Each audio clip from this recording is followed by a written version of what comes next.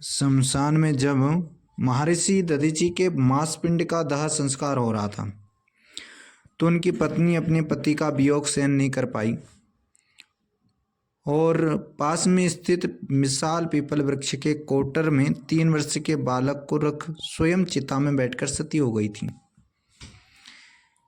इस प्रकार महर्षि दधीचि और उनकी पत्नी का बलिदान हो गया, किंतु पीपल के कोटर में रखा बालक भूख और प्यास से तड़प कर चिल्लाने लगा।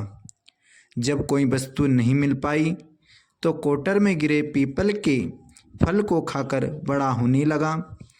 कालांतर में पीपल के पत्तों और फलों को खाकर बालक का जीवन येन केन प्रकृण सुरक्षित रहा। एक दिन देवऋषि नारद वहां से गुजरे। नारद जी ने पीपल के कोटर में बालक को देखकर उसका परिचय पूछा। नारद जी ने कहा, बालक तुम कौन? तो बालक ने बड़ा सुंदर जवाब दिया, यही तो मैं जानना चाहता हूं। तब नारद जी ने कहा, तुम्हारे जनक कौन है? तभी बालक ने कहा, यही तो मैं जानना चाहता हूं। तब नारद जी ने ध्यान लगाकर देखा तो नारद जी ने आश्चर्यचकित हो बताया कि हे बालक, तुम महान दानी महर्षि दधीचि के पुत्र हो। तुम्हारे पिता की अस्थियों का जब वज्र बनाकर ही देवताओं ने असुरों पर विजय पाई थी। नारद जी ने बताया कि तुम्हारे पिता दधीचि की मृत्यु मात्र 31 वर्ष की वय में हो गई थी। बालक ने पूछा, मेरे पिता की अकाल मृत्यु का कारण क्या था?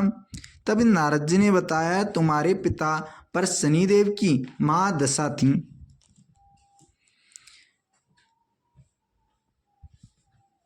बालक ने पूछा, मेरे ऊपर आई विपत्ति का कारण क्या था?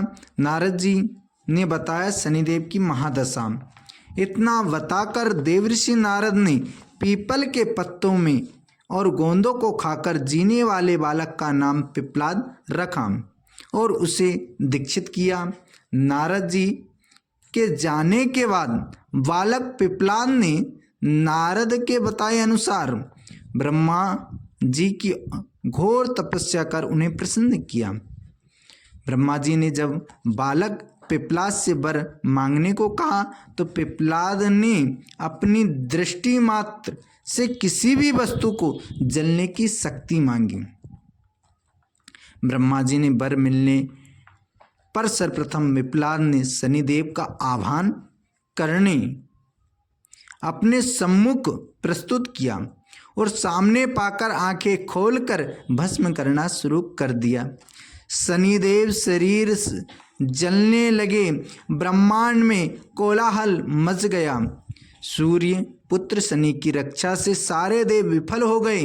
सूर्य भी अपनी आंखों के सामने अपने पुत्र को जलता हुआ देखकर ब्रह्मा जी से बचाने हेतु विनय करने लगे।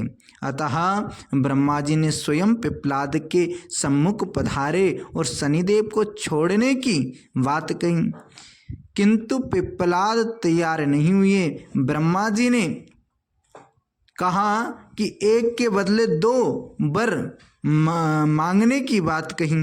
तभी पिप्पलाद ने खुश होकर निम्नवत 2 वरदान मांगे।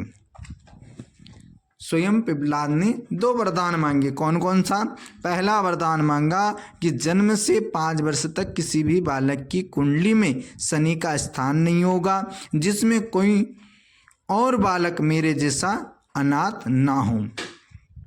दूसरा वरदान बड़ा सुंदर मांगा पिप्पलाद ने कि मुझ अनाथ को शरण पीपल वृक्ष ने दी है, अतः जो भी व्यक्ति सूर्योदय के पूर्व पीपल के वृक्ष पर जल चढ़ाएगा उस पर शनि की महादशा का असर नहीं होगा। ब्रह्मा जी ने तथास्तु कह वरदान दे दिया। तब पिप्पलाद ने जलते हुए शनि को अपने ब्रह्मदंड से उनके पैरों पर आघात करके उन्हें मुक्त कर दिया, जिससे शनिदेव के पैर क्षतिग्रस्त हो गए और वो पहले जैसी तेजी से चलने लायक नहीं रही। अतः तभी से शनिचर अर्थात जो धीरे चलता है वही शनिचर है कहलाए। और शनि आग में जलने के कारण काली काया वाले अंग भंग रूप से हो गए। संप्रति शनि की काली मूर्ति और पीपल वृक्ष की पूजा का यही धार्मिक हेतु आगे चलकर पिप्पलाद ने प्रश्न उपनिषद की रचना की, जो आज भी ज्ञान का वैध भंडार है।